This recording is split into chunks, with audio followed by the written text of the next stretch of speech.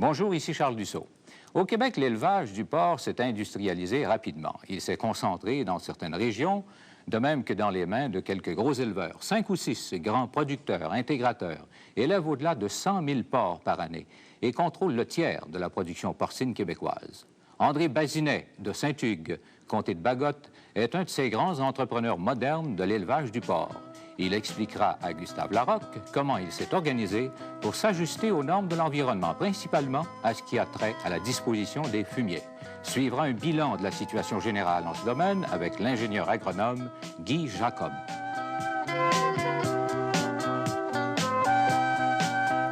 M. Bazinet, ça a l'air un peu inquiétant, votre installation. Il y a ici une fosse à fumier, juste à côté d'une rivière. Est-ce que c'est conforme aux normes de l'environnement?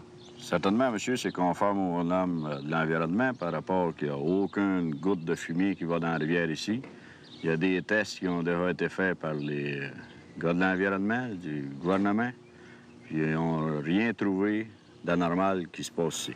Alors justement, quelles sont les méthodes d'entreposage que vous pouvez utiliser? Ah, il y a les lagunes comme ça. Ensuite de ça, il y a les fosses citernes, il y a les fosses en bloc dans la terre. Lesquelles de ces méthodes-là sont plus efficaces?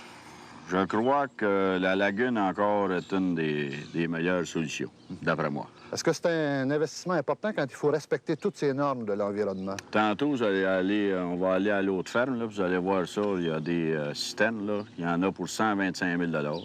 Je crois que c'est un coût exorbitant pour entreposer du fumier, parce qu'après qu'il est entreposé, c'est pas encore la solution. C'est l'épandage qui est le gros problème, puis tout l'investissement que ça amène. Alors ça, c'est d'abord l'entreposage, ensuite l'épandage. Comment on doit procéder pour respecter ces normes de l'environnement? On doit, premièrement, faut pas que les lagunes se versent dans les cours d'eau. Ensuite de ça, c'est les citernes, faut pas qu'ils coulent non plus dans les cours d'eau ou les fossés. L'épandage s'effectue par camion. On envoie un camion dans le moment là, qui fait de l'épandage. Je pense que c'est encore la meilleure solution par rapport au temps de l'année où ce qu'on peut étendre. Cet épandage-là, ça peut se faire à peu près à quelle période de l'année? D'après ce que je suis au courant, là, c'est à partir des premiers jours de mai à aller jusqu'au 15 de juillet. Après ça, on devrait arrêter environ pour un mois de temps avant de recommencer à étendre du fumier. Alors, combien de temps ça peut prendre pour faire cet épandage avec autant de porcheries que vous avez et ça coûte à peu près combien? Disons qu'on calcule, nous autres, que ça prend environ un mois à un mois et demi pour faire l'épandage de nos porcheries avec une équipe de camions d'environ 6 camions. Mais par contre, c'est beaucoup d'investissement. C'est quels montants qui sont impliqués, par exemple? Combien il a fallu dépenser ce printemps pour ça? On peut calculer environ 1 pièce à 1 pièce et 25 par porc qu'on appartient pour l'épandage des fumiers. Comment vous vous organisez pour trouver les différents sites d'épandage? On s'arrange avec les cultivateurs, les voisins, etc. Des ancrages de terre qu'on a fait signer par certains gars. Puis on n'a aucun problème là-dessus. Alors, l'environnement, c'est un peu la préoccupation de tout le monde. Ça vise plus directement l'éleveur de porc. Est-ce que c'est des normes qui sont acceptables pour vous? Est-ce que ça peut être rentable, des élevages, tout en respectant ces différentes normes-là? Oui, ça peut être rentable, mais ça pourrait être beaucoup amélioré à mon point de vue. Parce que les problèmes sont toujours sérieux en ce qui concerne les normes d'environnement dans les élevages. C'est-à-dire que les problèmes sont toujours aussi sérieux, en fait, probablement deviennent de plus en plus sérieux à mesure que la production s'accentue. Il reste beaucoup à faire. Alors, on a fait des recherches, on sait ça, que beaucoup de gens ne respectent pas les normes.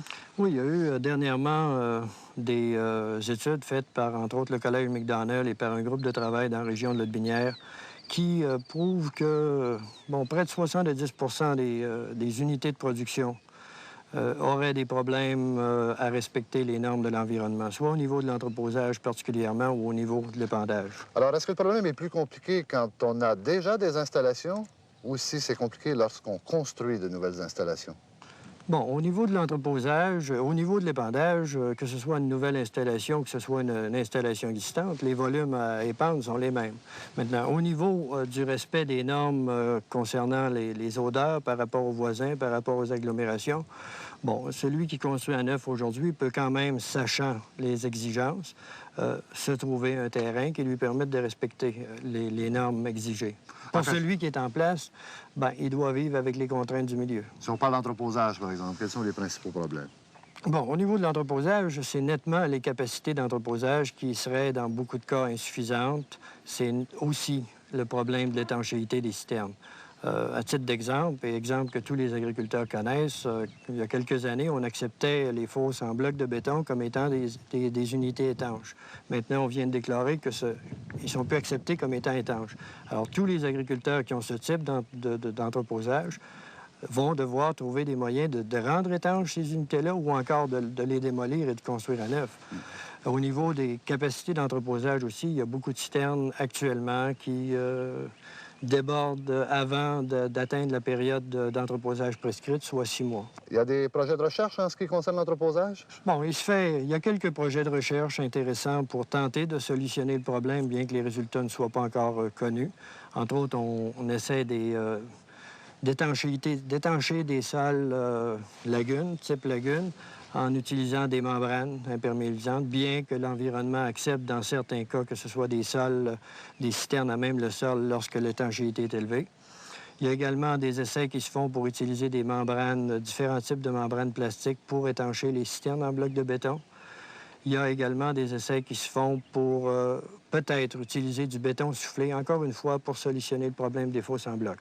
C'est dans le domaine de l'entreposage les 3 principaux secteurs où on a fait quelques travaux de recherche et où on se propose d'en faire. Les problèmes d'épandage, maintenant. Bon, au niveau de l'épandage, c'est encore une fois les superficies requises. Beaucoup de producteurs sont des producteurs sans sol qui ne disposent pas des superficies requises chez eux. Alors, ils doivent se trouver des endroits pour épandre. Et à ce moment-là, les agriculteurs ne sont pas encore tous prêts à recevoir ce fumier-là. On ne reconnaît peut-être pas assez la valeur fertilisante des fumiers chez les agriculteurs qui pourraient obtenir du fumier à bon compte, parce que beaucoup d'entrepreneurs ou beaucoup de producteurs de porc, les gros en particulier, seraient très heureux de pouvoir même donner le fumier. Certains réussissent à le vendre, d'autres le donnent, et l'agriculteur pourrait profiter davantage de cette opportunité-là. Et en ce qui concerne ce problème-là d'épandage, est-ce qu'on fait suffisamment de recherche aussi? Bon, on fait de la recherche d'abord pour diminuer les odeurs au niveau de l'épandage en utilisant plutôt des épandeurs qui appliquent le fumier près du sol plutôt que de l'envoyer dans l'air. On fait des essais pour établir les capacités d'absorption des sols, quelles seraient les doses maximales, les doses optimum permissibles. C'est un secteur qui est relativement peu connu. On fait également certains travaux de recherche pour voir quelles seraient les façons d'enfouir le plus adéquatement le fumier pour réduire la production d'odeur lorsqu'on l'épand sur le sol, fumier liquide. Donc, le problème est compliqué. Les agriculteurs sont obligés de faire beaucoup d'investissements. Alors, est-ce qu'on fait suffisamment d'efforts, de recherche, par exemple, pour les aider? Le ministère de l'Agriculture annonçait récemment qu'on avait en cours 21 projets de recherche sur la disposition des fumiers, ou en tout cas sur le fumier. Je pense qu'il y a peut-être un petit peu d'exagération. Il y a 21 projets de recherche, c'est exact maintenant. Beaucoup de ces projets-là sont soit à leur tout début ou encore ne sont pas véritablement des projets de recherche. Il y a un certain nombre de projets de recherche qui sont valables. Maintenant, compte tenu de l'ampleur du problème, compte tenu de l'importance de la production du porc en particulier au Québec, je pense que l'effort de recherche n'est pas en proportion.